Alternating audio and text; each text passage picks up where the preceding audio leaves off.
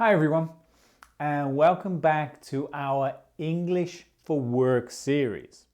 I'm really not feeling good today. I don't think I'm gonna make it to work. I'll need to call in sick. Now we use the expressions call in or call out sick, and that's to say to our employer that we can't come to work.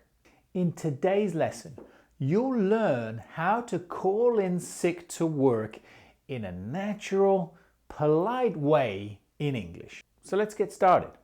First, let's look at some of the common phrases you can expect to hear when you need to miss work because you're sick. I'm not feeling well. Well, this is a polite, general way to say you're sick. I think I've come down with something. Well, this means that you're starting to feel sick. I need to take a sick day. This is the most direct way to inform your boss. I won't be able to come in today. Same, this is just very formal, very simple. I got a fever, or a sore throat, or a headache. Well, you can be specific if you want, but try not to be too detailed. I'll keep you updated if anything changes. This just shows a level of responsibility and also professionalism. Now let's look at how these phrases are used in real-life situations. Situation 1. Making a phone call to your manager. This is what you'd say. Yeah, hi Sarah. This is Mark. I just wanted to let you know I'm not feeling well today and I won't be able to come in.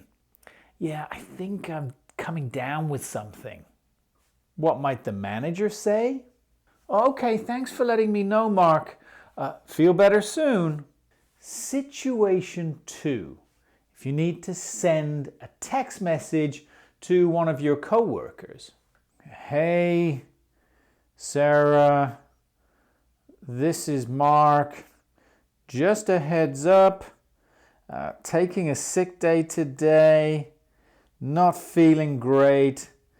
Can you cover the morning for me? Situation 3, sending an email to the HR, the Human Resources Department, or to your boss. Hi, Mr. Johnson. I just wanted to inform you that I'm feeling unwell today and I will need to take a sick day.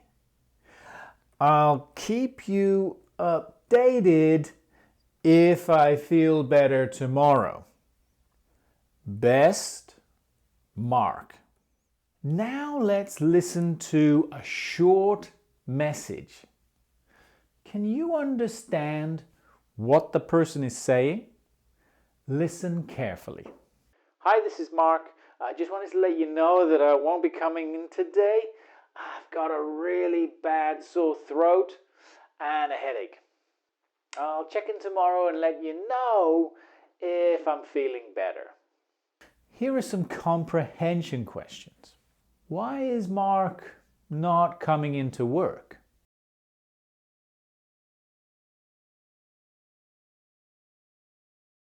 What will he do tomorrow?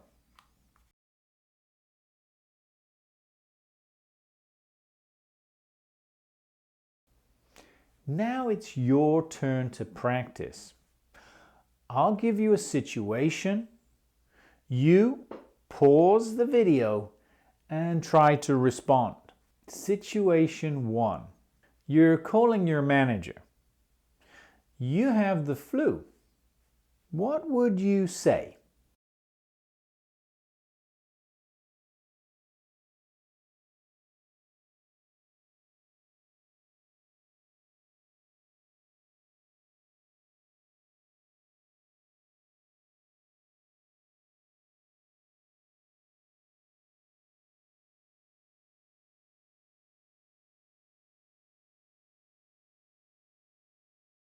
Situation 2. You need to send a short text message to your coworker. You can't come to work today. Try it.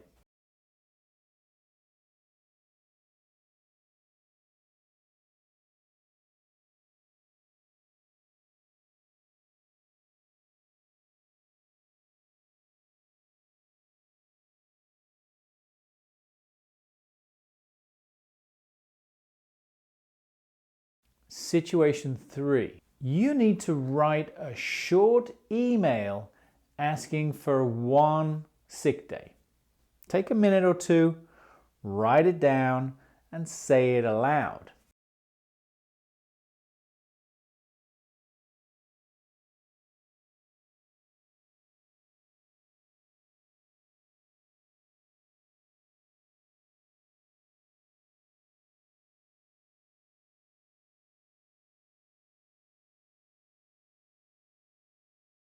Now let's look at some of the important cultural differences that you'll notice in the United States if you're not feeling well and you need to call in sick. Number 1, you are expected to let your employer know early.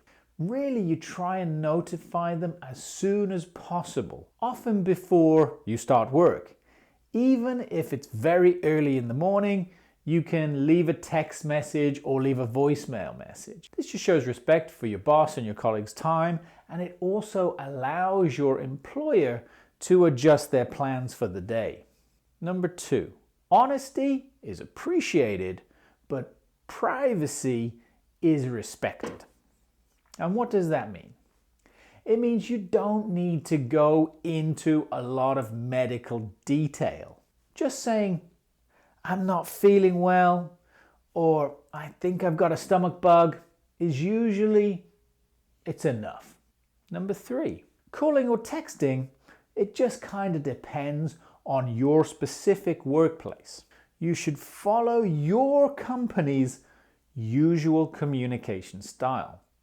So, for example, if you're working in a large office, you may need to call and maybe send an email to the Human Resources Department. Of course, for a small business, maybe a short text is enough if that's how you normally communicate with your boss. Number 4, mental health days are becoming more accepted. Now, not every company will do this, but many workplaces are starting to accept things like, I need to take a day for my mental health as a valid reason to call out. Number 5, and this is true in America, that many employees work even when they're sick. Now, there is a culture, especially if it's a competitive job, where people feel kind of guilty for missing work. Now, after COVID-19, that's kind of changing now, but it is still common in many industries to continue working while you're sick. Maybe you'd work shorter hours, or you might work from home. Number 6, paid sick leave varies from job to job, state to state. In the US, paid sick leave, it's not guaranteed by federal law.